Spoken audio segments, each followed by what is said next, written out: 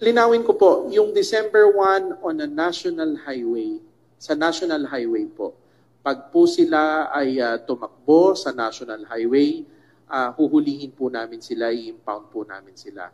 Pero yun pong mga nasa secondary road, base sa pag-uusap namin ng DOTR kanina, bibigyan sila ng babala information drive na bawal na, hindi pa sila ma-impound kaagad nun. Pero kapag nasa national highway, impound po yun. Kasama ba yung mga e-scooter? Opo, wala po tayong pinipili doon. E-bikes, e-trikes, 4 wheels, 3 wheels, and 2 wheels. Last question. Sir, once na ma-register nila yung mga e-trike, bawal pa rin sila sa main thoroughfare nila.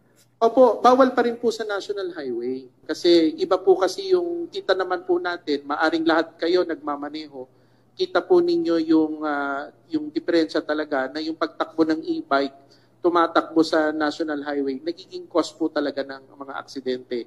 Kaya yun nga po, parati kong sinasabi, yung road safety, yung kapakanan nila para hindi po sila mapahamak, hindi sila ma-aksidente. Kagaya nga po nasabi ko kanina, yung information drive namin hanggang secondary road. Up to December 5. Opo. Pero yung December 1, sa national highway, pinagbabawal na po sila at i-impound po namin sila kapag po sila ay tumakbo sa national highway.